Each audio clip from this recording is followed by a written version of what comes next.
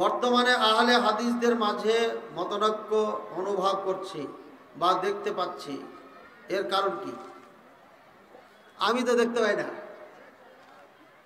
আহলে হাদিসের মাঝে কি আছে? অনৈক্য না, মতনৈক্য। মতনৈক্য মাসলা মাসাইলে মতনৈক্য, এটা একটা হচ্ছে দলের দিক দিয়ে মতনৈক্য। দল আমাদের বাংলাদেশে জমিয়তে আহলে হাদিস পুরানো একটা দল।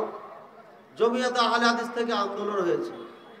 এরা দুই দল আপন গতিতে কাজ করে যাচ্ছে, কেউ কারোর সাথে মারামারি করে না, করে। তবে মতনৈক্য কোথায় সৃষ্টি হলো? মতনৈক্য আমি যদি গবেষণা করে দেখি, খাস করে মাদানী যারা আলেম আছি আমরা, আজ পর্যন্ত কোনো মাসালায় দ্বিমত কাউরির আছে আমার জানা নেই। শেখ মতিউর রহমান মাদানী হাফিজাহুল্লাহ, উনি সবার প্রিয় একজন মানুষ।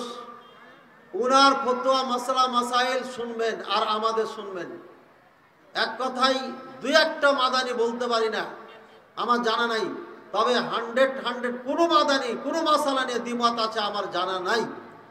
ঠিক আছে, মাসালাগত কোনো দ্বিমত নাই। এখন মাসলাগত দ্বিমত হয়েছে কাদের? বাংলাদেশে কিছু আলেমদের মাঝে। যেমন মাসালা কিছু আছে একদম ছোটখাটো বিষয়, এগুলো বিবাহিতা মেয়ে বাবার বাড়ি থাকলে 3 দিনের বেশি জামাইকে টাকা দিয়ে রাখতে হবে, এটা একটা মাসালা। কোন এক আলেম বলেছেন, কিন্তু গোটা বাংলাদেশের আমরা আলেম যারা আছি আহলে হাদিস কেউ কিন্তু এটা বলি না। এই মাসালা ভুল মাসালা।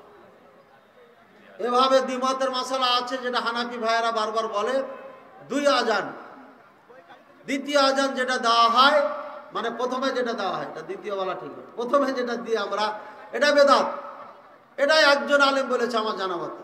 এটাও ভুল মাসালা, এটা বেদাত বলা যাবে না। তবে আমরা বলি রাসূলুল্লাহ সাল্লাল্লাহু আলাইহি ওয়াসাল্লাম সারা জীবন যেটার উপর আমল করেছেন ওটা করেন, মানে 1 আজান। 2 আজান, দ্বিতীয় আজানকে বেদাত বলা যাবে না। যিনি বলেছেন ভুল বলেছেন, তাহলে মতনৈক্য থাকলো কোথায়? একজন ভুল করলে আপনি মতনৈক্য বলবেন, এটা হতে পারে না।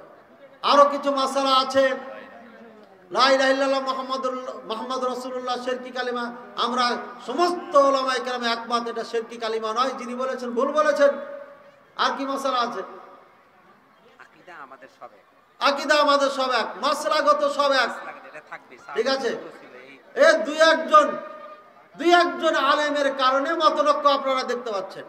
তারপরে ইদানিং একটা বিষয় নিয়ে বলছে একে অপরে হিংসা। আমি আল্লাহকে সাক্ষী রেখে বলি,